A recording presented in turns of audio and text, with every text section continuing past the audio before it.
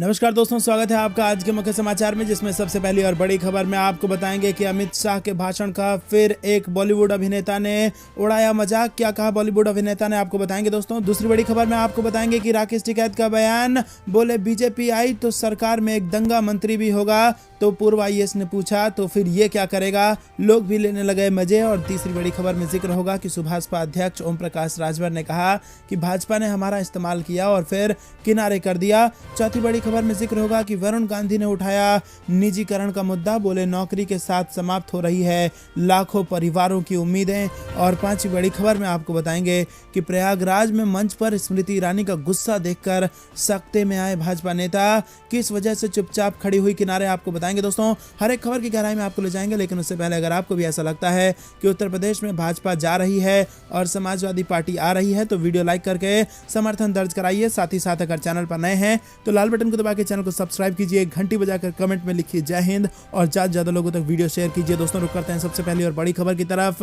बॉलीवुड अभिनेता ने उड़ाया अमित शाह के भाषण का मजाक, कहा 12वीं पास करके इंटर में एडमिशन नहीं लिया तो क्या होगा। जी हाँ दोस्तों, फिल्म मेकर और अभिनेता के अपने ट्वीट को लेकर छाए रहते हैं। अब एक बार फिर से के ने केंद्रीय गृह मंत्री अमित शाह के भाषण के दौरान एक बयान का मजाक उड़ाया है। दरअसल देश भर के 5 राज्यों में चुनाव हैं और नेताओं के भाषणों से सियासत का पारा चढ़ा हुआ है। ऐसे में सभी नेता चुनावों में बिजी हैं। दरअसल अमित शाह ने रायबरेली में चुनावी रैली के दौरान कह दिया था कि 12वीं पास करने के बाद जो इंटर में एडमिशन लेने वाले हैं उन हर स्टूडेंट को लैपटॉप दिए जाएंगे। अमित शाह के इसी बयान का खूब मजाक बन रहा है, क्योंकि 12वीं और इंटरमीडिएट एक ही बात होती है। अमित शाह के इस वीडियो को शेयर करते हुए के ने लिखा कि जो भी 12वीं पास करके इंटरमीडिएट में एडमिशन लेगा उसको लैपटॉप मिलेगा, और अगर आप ऐसा नहीं करेंगे तो आपको नहीं मिल पाएगा। के साथ साथ तमाम नेटिजन्स इस वीडियो को अपनी प्रतिक्रिया दे रहे हैं। तो दोस्तों आपको बता दें कि मजाक उड़ना शुरू हो चुका है और अब बॉलीवुड के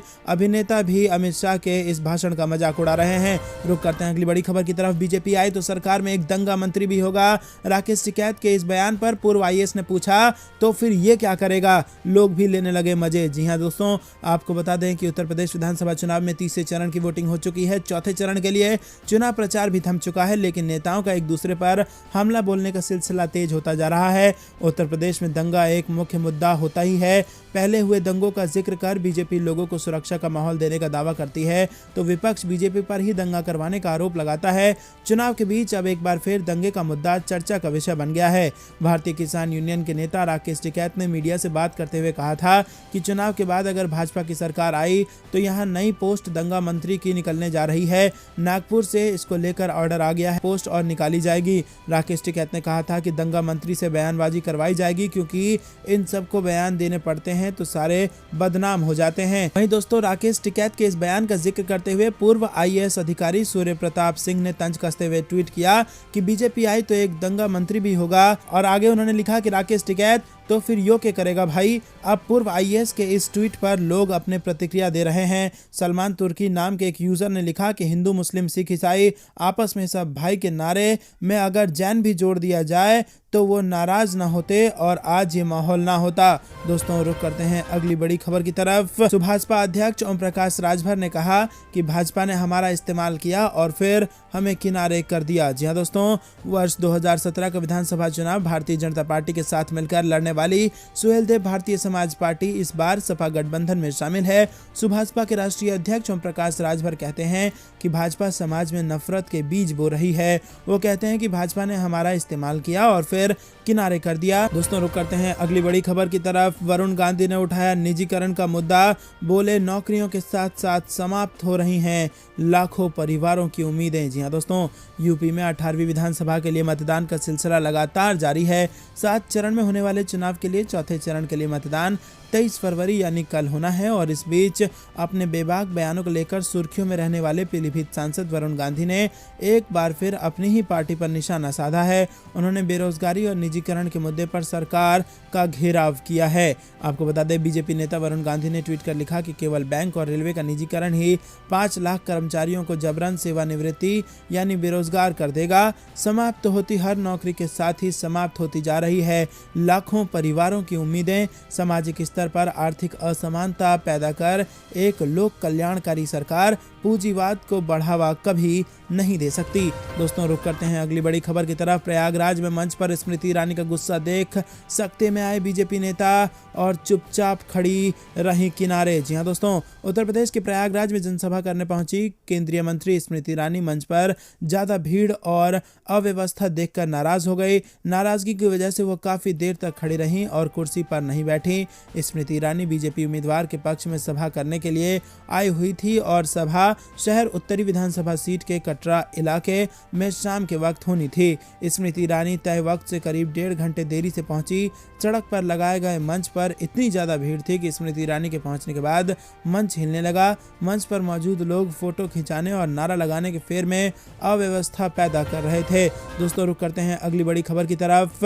यूपी चुनाव में त्रिशंकु विधानसभा की स्थिति में केजरीवाल बीजेपी के खिलाफ गठबंधन। आम आदमी पार्टी मुखिया और दिल्ली के मुख्यमंत्री अरविंद केजरीवाल ने प्रधानमंत्री नरेंद्र मोदी द्वारा साइकिल को आतंकवाद से जोड़े जाने को गरीबों पर चोट करार देते हुए उत्तर प्रदेश में त्रिशंकु विधानसभा की स्थिति में बीजेपी विरोधी धड़े का साथ देने का संकेत दिया। केजरीवाल ने लखनऊ और बाराबंकी में आम आदमी पार्टी प्रत्याशियों के समर्थन में आयोजित चुनावी जनसभाओं को संबोधित किया। उन्होंने प्रधानमंत्री नरेंद्र मोदी द्वारा रविवार को समाजवादी पार्टी को घेरने के लिए अहमदाबाद बम धमाकों समेत ऐसी विभिन्न घटनाओं में साइकिल का इस्तेमाल किए जाने संबंधी तंज को साइकिल चलाने वाले गरीबों पर चोट करार दिया है। रुक करते हैं अगली बड़ी खबर की तरफ। कुंडा पर 3 दशकों से राजा भैया का है राज, क्या 2022 में टूट पाएगा जीत का सिलसिला। जी हां दोस्तों, उत्तर प्रदेश विधानसभा चुनाव जैसे जैसे नजदीक आ रहा है, राजनीतिक सरगर्मियां भी तेज होनी शुरू हो गई हैं। यूपी के प्रतापगढ़ जिले की कुंडा विधानसभा सीट इस बार भी हॉट सीट मानी जा रही है। इसकी वजह है रघुराज प्रताप सिंह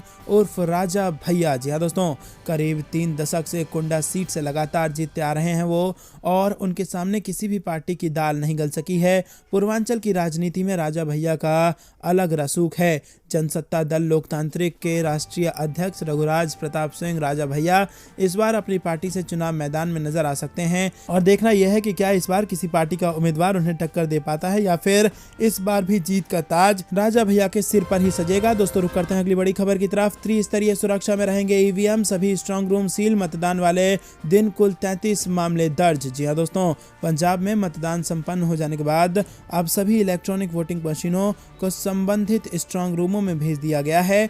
उनकी निगरानी के लिए त्रिस्तरीय सुरक्षा व्यवस्था की गई है। ये जानकारी पंजाब के मुख्य निर्वाचन अधिकारी डॉक्टर एस करुणा राजू ने सोमवार देर रात जारी बयान में दी है। सीईओ के अनुसार 16वीं विधानसभा के चेयरमैन के लिए रविवार को कुल 2.14 करोड़ वोटरों में से 71.95% ने अपने मताधिकार का इस्तेमाल किया। कुल 1,54,69,618 वोटरों ने वोट डाले।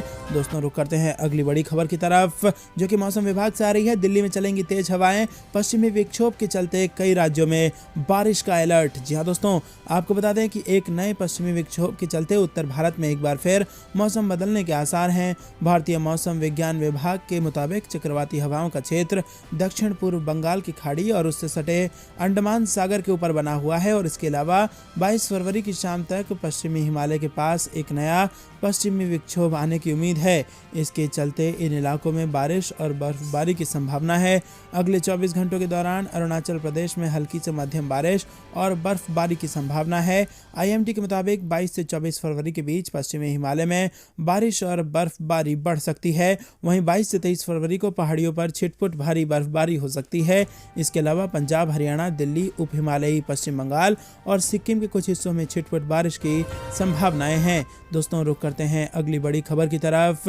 लखनऊ में 87 कंपनी अर्धसैनिक बल और करीब 15,000 पुलिसकर्मी करवाएंगे मतदान। जी हां दोस्तों, 9 विधानसभा क्षेत्रों में निष्पक्ष एवं शांतिपूर्ण ढंग से 23 फरवरी को मतदान करने के लिए चुनाव आयोग के निर्देश पर पुलिस कमिश्नर डीके ठाकुर और जिलाधिकारी अभिषेक प्रकाश ने सारे इंतजाम कर लिए हैं। मतदान के दौरान सभी पोलिंग स्टेशनों पर कड़ी सुरक्षा व्यवस्था रहेगी और सोमवार दोपहर इसके लिए बड़ी संख्या में अर्धसैनिक बल, पीएसी और पुलिस पुलिसकर्मी आ गए हैं। लखनऊ पुलिस के अलावा गैर जनपद से आने वाली पुलिस अधिकारियों की निगरानी में मतदान कराएगी। लोगों को मुफ्त मिलेगा पेट्रोल डीजल, किसानों को फ्री में खाद। अखिलेश यादव ने दी उत्तर प्रदेश को बड़ी खुशखबरी। जी हां दोस्तों, उत्तर प्रदेश विधानसभा चुनाव को लेकर सियासी गलियारों में हड़कंप मचा हुआ है। जहां एक और नेताओं के बेतुके बोल लगातार सामने आ रहे हैं, तो वहीं दूसरी ओर जनता को रिझाने के लिए नेता कई वादे कर रहे हैं। इसी कड़ी में सपा अध्यक्ष अखिलेश यादव ने हरदोई के संडीला में जनसभा के दौरान जनता से बड़ा वादा कर दिया। आपको बता दें कि जनसभा के दौरान अखिलेश यादव ने कहा कि अगर समाजवादी पार्टी की सरकार बनी तो गरीबों को मुफ्त डीजल पेट्रोल दिया जाएगा। इंटर पास करने वाली बहनों को 36,000 रुपए मिलेंगे।